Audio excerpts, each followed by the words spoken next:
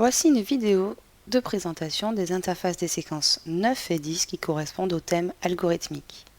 Une précision importante, ces interfaces n'utilisent pas de cookies et sont conformes au RGPD. Pour les utiliser, il suffit d'avoir accès à un navigateur web connecté à Internet.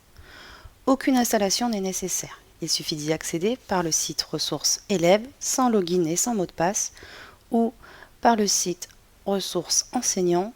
La première interface que je vais vous montrer, c'est complexité. Donc sur le site enseignant, séquence 9, interface complexité. Le pop-up d'aide s'ouvre. Cette interface permet de comparer les courbes de complexité classiques. Pour afficher ou masquer une courbe, vous pouvez cliquer sur son intitulé dans la légende.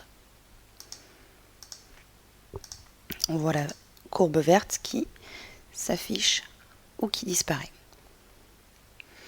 En double-cliquant sur une légende, seulement cette courbe est affichée.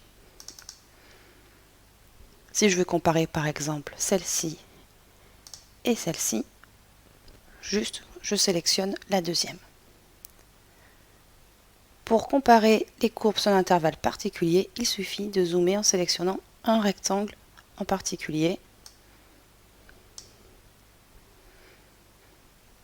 L'interface de modélisation qui sert à conjecturer la complexité ou appelée également coût d'un algorithme en fonction de mesures de temps d'exécution.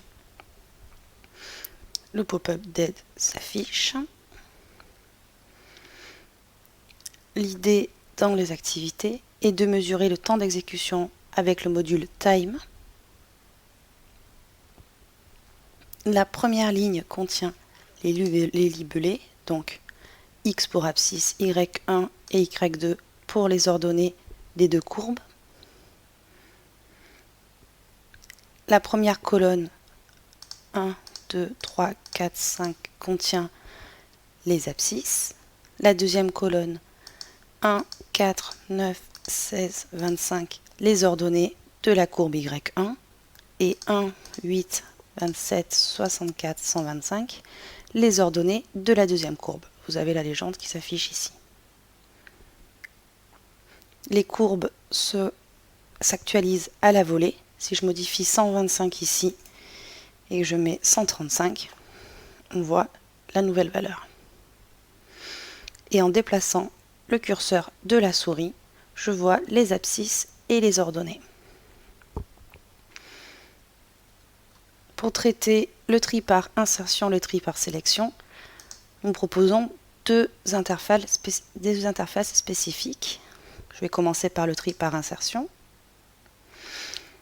Le tri se déroule pas à pas avec les flèches. À mesure, on voit les étapes s'afficher ici.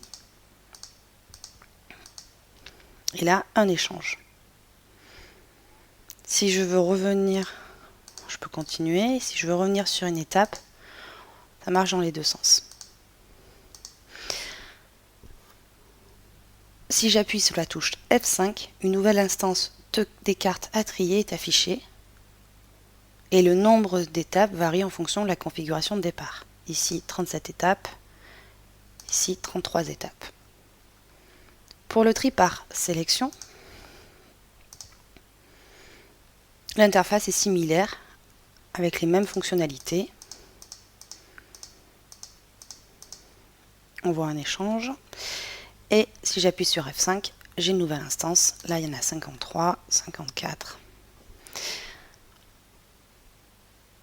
C'est une interface qui permet également de comprendre les différents indices dont l'élève va avoir besoin pour écrire l'algorithme, que ce soit pour le tri par insertion ou pour le tri par sélection.